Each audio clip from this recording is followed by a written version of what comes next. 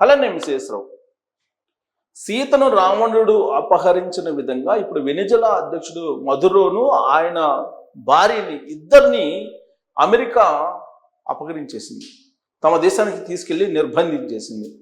ఇది గమనించినటువంటి మిగతా దేశాల అధ్యక్షులు కానీ ప్రధానమంత్రులు కానీ అసలు అమెరికా ఏం చేస్తుంది, అమెరికా ఎవరినైనా ఎప్పుడైనా అపహరించి తీసుకెళ్ళిపోగలదా అనేటువంటి ఒక ఆందోళన సందేహాలు వ్యక్తమవుతున్నాయి ప్రపంచవ్యాప్తంగా కూడా. అగ్రరాజ్య సామ్రాజ్యవాదానికి ఇది ఒక ఉదాహరణ ఈ ఇన్సిడెంట్. దీన్ని చూసిన తర్వాత క్యూబా అధ్యక్షుడు కానీ లేదా మెక్సికో అధ్యక్షుడు కానీ వీళ్ళు భయపడుతున్నారు. అమెరికా టార్గెట్గా చేసినటువంటి కంట్రీస్ కొన్ని ఉన్నాయి, మెక్సికో, క్యూబా, వెనిజులా ఇలాంటి వాటి. వెనిజులాకి సంబంధించి సైనిక చర్యను చేపట్టింది అమెరికా. ఎందుకు చేపట్టింది, ఏ కారణం చేత చేపట్టింది, ఎందుకు వెనిజులా అధ్యక్షుడిని నిర్బంధించింది, దేశం నుంచి తీసుకెళ్ళింది అనేటువంటి సందేహాలు వస్తున్నటువంటి క్రమంలో అసలు గగనతలానికి సంబంధించి అన్ని దేశాలు ఇప్పుడు రక్షణ వ్యవస్థను పెట్టుకున్నాయి. ఏదైనా డ్రోన్స్ వచ్చినప్పుడు కానీ లేదంటే బెలూన్స్ వచ్చినప్పుడు కానీ ఇమ్మీడియట్గా వాటిని ఐడెంటిఫై చేసి వాటిని పేల్చేసేటువంటి సిస్టమ్ను పెట్టుకున్నాయి అన్ని దేశాలు కూడా ఇప్పుడు ప్రపంచవ్యాప్తంగా. వెనిజులా కూడా అంతరిక్షానికి సంబంధించి ఆకాశంలో ఒక రక్షణ వ్యవస్థను ఏర్పాటు చేసుకుంది. ఇప్పుడు అందుకే అమెరికా కూడా గోల్డెన్, అందరూ ఐరన్ డోమ్ ఏర్పాటు చేసుకుంటుంటే అమెరికా గోల్డెన్ డోమ్ ఏర్పాటు చేసుకోవడానికి కూడా ప్రయత్నం చేస్తుంది. అదే ఇజ్రాయెల్ ఐరన్ డోమ్ ఉంది. అలాగే ప్రతి దేశం కూడా ఇలాంటి ఆకాశం నుంచి వచ్చేటువంటి వాటిని, గగనతలం నుంచి వచ్చేటువంటి కనిపెట్టి వాటిని పేల్చేసేటువంటి సిస్టమ్ని ఏర్పాటు చేసుకున్నాయి. మరి వెనిజులా కూడా అలాంటి సిస్టమ్ని ఏర్పాటు చేసుకున్నాయి. మరి అమెరికా విమానాలు వచ్చి వెనిజులా అధ్యక్షుని తీసుకెళ్లిపోయేంత వరకు మరి ఆ దేశానికి సంబంధించినటువంటి రక్షణ వ్యవస్థ ఏం చేస్తున్నట్టు?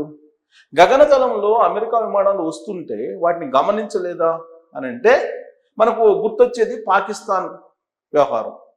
పాకిస్తాన్లో అప్పట్లో ఆల్ ఖైదా అధినేతగా ఉన్నటువంటి బిన్ లాడెన్ ఉన్నాడని తెలుసుకున్నటువంటి అమెరికా అక్కడికి వచ్చి పాకిస్తాన్కి వచ్చి పాకిస్తాన్ నుంచి బిన్ లాడెన్ని తీసుకొని పోయి మధ్యలోనే ఖతం చేసేసి ఆయన్ని సముద్రంలో పడేసిందని చెప్పి చెప్తూ ఉంటారు. మరి ఆ రోజున వరల్డ్ ట్రేడ్ సెంటర్ని ఆల్ ఖైదా కూల్చేసింది. ఆల్ ఖైదా అధిపతిగా లాడెన్ ఉన్నాడు. లాడెన్ పాకిస్తాన్లో తలదాచుకున్నాడని చెప్పి తెలిసి అమెరికా విమానాలు పాకిస్తాన్ వచ్చి పాకిస్తాన్ సైన్యానికి పాకిస్తాన్ ప్రభుత్వానికి తెలియకుండా లాడెన్ని తీసుకెళ్ళిపోయి చంపేశారు. సేమ్ అలాగే ఇప్పుడు వెనిజులాకు సంబంధించి వెనిజులా అధ్యక్షుని కూడా తీసుకెళ్లారు. కాకపోతే ఇక్కడ చంపలేదు వెనిజులా అధ్యక్షుడిని, ఆయన భార్యని నిర్బంధించారు.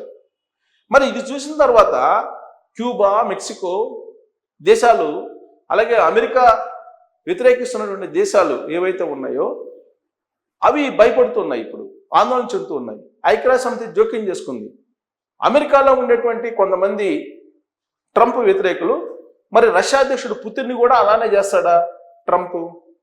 ఒకవేళ పుతిన్ కనుక ఇప్పుడు ఉక్రెయిన్ అధ్యక్షుడు జెలెన్స్కీని కూడా అలానే చేస్తే ట్రంప్ ఒప్పుకుంటాడా? ఇలాంటివన్నీ కూడా వినిపిస్తూ ఉన్నాయి ప్రపంచవ్యాప్తంగా.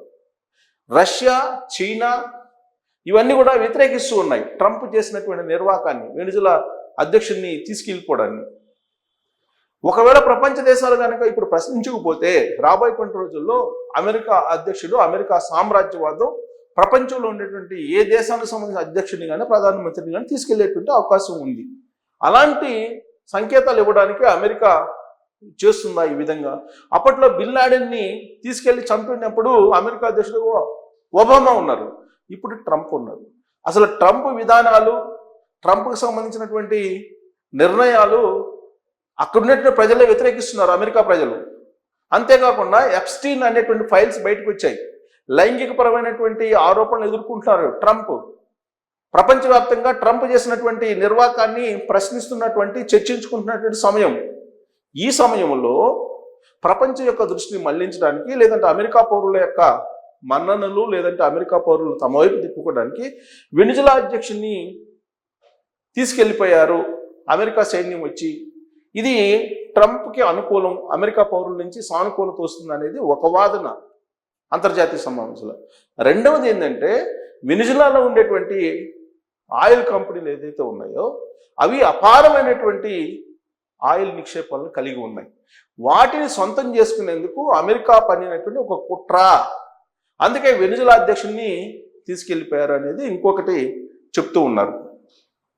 అంతేకాకుండా అమెరికా ఇక నుంచి వెనిజులాని పరిపాలించడానికి సిద్ధమైంది, పూర్తి సైనిక చర్యలకు పాల్పడింది. దీనికి కారణం ఏం చెప్తుంది అని అంటే, మాదక ద్రవ్యాలని సరఫరా చేస్తుంది వెనిజులా అమెరికాకి అని చెప్తుంది. అంటే ఒక కుక్కని చంపాలంటే దానికి పిచ్చి కుక్క అని ముద్ర వేయాలి. మరి నిజంగా మాదక ద్రవ్యాలను సరఫరా చేసే దేశాల మీద సైనిక చర్యలు చేపట్టాల్సి వస్తే మెక్సికో మీద సైనిక చర్యలు చేపట్టాలి, క్యూబా మీద సైనిక చర్యలు చేపట్టాలి.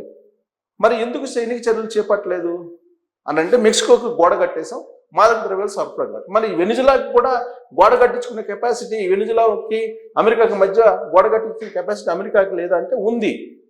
కానీ అక్కడ ఉన్నటువంటి ఆయిల్ కంపెనీల మీద అమెరికా కన్నుబడింది. అందుకే ఇప్పుడు వెనిజులా అధ్యక్షుడిని తీసుకెళ్లిపోయి నానా రకాలుగా నిర్బంధించి హింస పెడుతూ ఉన్నారు. ఇది అంతర్జాతీయ సమాజం ఖండిస్తూ ఉంది.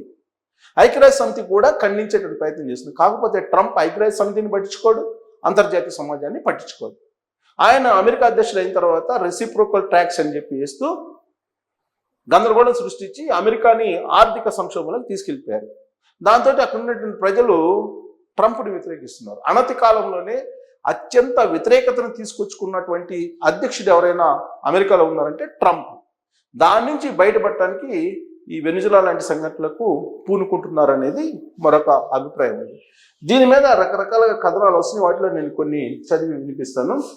సో వెనిజులాపై అమెరికా దాడి, శుక్రవారం అర్ధరాత్రి తర్వాత రాజధాని కారకాస్పై బాంబులు, అధ్యక్షుడు మధురో ఆయన సతీమణి సిలియా నిర్బంధం.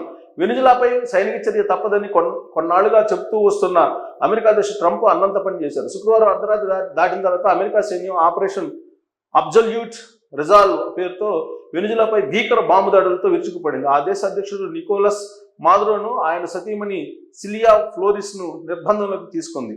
అమెరికా సైన్యం ఈ మొత్తం ఆపరేషన్ అత్యంత సమన్వయంతో అరగంటలోనే పూర్తి చేయడం విశేషం. సైనిక చర్య విజయవంతమైందని మదురోను సిలియాను యుఎస్ఎస్ ఐవో జీమా యుద్ధ నౌకలో న్యూయార్క్కి తరలిస్తున్నట్లు ట్రంప్ తన ట్రూత్ సోషల్లో పేర్కొన్నారు. మదురోను తన సైనికులు నిర్బంధించడం ప్రత్యక్ష ప్రసారం ద్వారా టీవీ షో చూశానని ట్రంప్ తెలిపారు. తర్వాత కొద్దిసేపటికే మదురో కళ్ళకు గంతలు కట్టి బేడీలు వేసి తీసుకువెళ్తున్న ఫోటోను ట్రంప్ విడుదల చేశారు. ఈ దాడిని వెనిజులా ఉపాధ్యక్షురాలు డిల్సీ రోడ్రిగేజ్ ఖండించారు. ఇది తమ దేశంపై జరిగిన సామ్రాజ్యవాద దాడిగా అభివర్ణించారు. అమెరికాలోకి మాదక ద్రవ్యాలను అక్రమంగా రవాణా చేస్తున్నట్టు ముఠాలకు మదురోనే నాయకుడని ట్రంప్ చాలా కాలంగా ఆరోపణలు గుప్పిస్తున్నారు. మదురోపై మాదక ద్రవ్యాల అక్రమ రవాణా ఆరోపణలతో 2020లో న్యూయార్క్ దక్షిణ జిల్లాలో కేసు నమోదైంది. అప్పటి నుంచి ఆయన అమెరికాకు మోస్ట్ వాంటెడ్గా ఉన్నారు. శనివారం అర్ధరాత్రి దాటిన తర్వాత 1:30 కారకస్పై అమెరికా సైన్య యుద్ధ విమానాలు సాయుధ హెలికాప్టర్లతో విరుచుకుపడింది. ముందుగా సైనిక స్థావరాలపై బాంబుల వర్షం కురిపించింది. ఆ వెంటనే అధ్యక్షుడి నివాసంపై దాడి చేసి మదురో దంపతులను అదుపులోకి తీసుకుని మెరుపు వేగంతో దేశ సరిహద్దులు దాటించింది. ఏం జరుగుతుందో తెలుసుకునే లోపు రాత్రి 2 గంటలకల్లా ఆపరేషన్ ముగించి అమెరికా మిలిటరీ తమ స్థావరాలకు వెళ్ళిపోయింది. అమెరికా సైనిక ఆపరేషన్ తర్వాత వెనిజులాలోని కొన్ని ప్రాంతాల్లో ప్రజలు వీధుల్లోకి వచ్చి నిరసన తెలుపగా కొంతమంది సంబరాలు చేసుకున్నారు. కాగా అమెరికా సైనిక చర్యను China, France, Chile, Russia, Cuba, Bolivia, Iran ఖండించగా అర్జెంటీనా స్వాగతించింది. డ్రైవర్ నుంచి దేశ అధ్యక్షుడి స్థాయికి, ఇప్పుడు మదురో డ్రైవర్ నుంచి ఒక సామాన్యమైన జీవితాన్ని ప్రారంభించి ఆయన వెనిజులా అధ్యక్షుడి స్థాయికి ఎదిగారు. సో ఇంతకీ ఎందుకు అమెరికా వెనిజులా మీద కన్నేసింది అని అంటే, ఇది అసలు లక్ష్యం చమరే. వెనిజులా అధ్యక్షుడు నికోలస్ మదురోను ఆయన నివాసం నుంచి అమెరికా సైన్యం శుక్రవారం రాత్రి నిర్బంధించి తీసుకుపోవడంపై ప్రపంచవ్యాప్తంగా మిశ్రమ స్పందన వ్యక్తమవుతుంది. మదురో తన దేశంలో డ్రగ్స్ కార్టెల్స్ను నడుపుతూ అమెరికాలోకి అక్రమంగా మత్తు పదార్థాలు రవాణా చేస్తున్నారని ఆ దేశం ఎప్పటి నుంచో ఆరోపిస్తుంది. అయితే అసలు కారణం అది కాదని, వెనిజులాలో ఉన్న విస్తారమైనటువంటి చమురు, గ్యాస్, బంగారం నిల్వను దక్కించుకునేందుకు మదురోను గద్దె దింపిందనే విమర్శలు కూడా వినిపిస్తున్నాయి. ప్రపంచంలో అత్యధిక చమురు నిల్వ ఉన్న దేశాల్లో వెనిజులా ఒకటి. ఆ దేశంలో 303 మిలియన్ బ్యారెళ్ల చమురు ఉందని అంచనా. సహజ వాయువు కూడా అంతే స్థాయిలో ఉంది. బంగారం, ఇతర విలువైన ఖనిజాలకు కూడా వెనిజులా కేంద్రంగా ఉంది. అయితే అంతర్జాతీయ ఆంక్షల కారణంగా వాటిని భారీగా వెలికి తీయలేకపోతుంది. వెనిజులాలో వామపక్ష నాయకుడైన హ్యూగో చావెజ్ 1998 ఎన్నికల్లో అధ్యక్షుడిగా గెలిచి 1999లో అధికారంలోకి రాగానే ప్రైవేట్ వ్యక్తుల చేతుల్లో ఉన్న పరిశ్రమలను జాతీయం చేశారు. అందులో అమెరికా, యూరోప్ దేశాలకు చెందిన చమురు కంపెనీలు అధికంగా ఉన్నాయి. దీంతో ఆగ్రహించిన అమెరికా ఆ దేశంపై కఠిన ఆంక్షలు విధించింది. అప్పటి నుంచి రెండు దేశాల మధ్య వైరం ముదురుతూ వచ్చింది. ట్రంప్ రెండోసారి అమెరికా అధ్యక్షుడు అయ్యాక ఇది మరింత తీవ్రమైంది. మదురోను అధికారం నుంచి దింపేసి తన కీలుబొమ్మ లాంటి పాలకులను అక్కడి నుంచి ఆ దేశంలోని వనరులను దక్కించుకోవాలన్నదే అమెరికా ప్రణాళిక అని విశ్లేషకులు పేర్కొన్నారు. ట్రంప్తో పాటు అమెరికా ఉపాధ్యక్షుడు జేడీ వాన్స్ శనివారం చేసిన ప్రకటనలు అందుకు ఊతమిచ్చేలా ఉన్నాయి. వెనుజులా తదుపరి పరిపాలకుడిని తానే నిర్ణయిస్తానని, అక్కడ న్యాయబద్ధమైన ప్రభుత్వం ఏర్పడే వరకు తామే స్వయంగా వెనుజులాను పాలిస్తామని ట్రంప్ ప్రకటించగా ఆ దేశం లాక్కున్న తమ చమురును తిరిగి తీసుకుంటామని వాన్స్ తెలిపారు. కాగా వెనుజులాపై అమెరికా దాడిని భారత్లోని కమ్యూనిస్ట్ పార్టీలు కూడా ఖండించాయి. ఈ మేరకు సిపిఐ, సిపిఎం వీళ్ళందరూ కూడా ఖండిస్తున్నారు. సో ఎంతమంది ఖండించినా అమెరికా సైన్యం వచ్చేసి కేవలం 2 గంటల్లో వెనుజులా అధ్యక్షుడిని ఆయన భార్యను తీసుకెళ్ళిపోయారు. మరి ఇప్పుడు వెనుజులాలో అమెరికా పరిపాలన సాగుతుంది. దీనికి కారణం ఏంటంటే చమురు, బంగారం, సహజ వాయు నిక్షేపాలు ఉన్నాయి, వాటిని సొంతం చేసుకోవడానికి అని చెప్తూ ఉన్నారు. మరి ఈ సంఘటన భారతదేశంలో ఉండేటువంటి వాళ్ళు కొంతమంది వ్యతిరేకిస్తున్నారు, కొంతమంది గప్చిప్పని కాముకుంటున్నారు. భారత ప్రభుత్వం ఇంతవరకు అధికారికంగా దీని మీద స్పందించలేదు. బట్ చైనా, అలాగే రష్యా ఇవి మాత్రం ఖండిస్తూ ఉన్నాయి, ఇరాన్ ఖండిస్తూ ఉంది. రాబోయే రోజుల్లో ఏ దేశాలకు సంబంధించినటువంటి అధ్యక్షులు ఇదే స్థాయిలో తీసుకెళ్లే అవకాశం ఉంది అమెరికా అనే దాని మీద మీరు కామెంట్ ఇచ్చి. Thank you.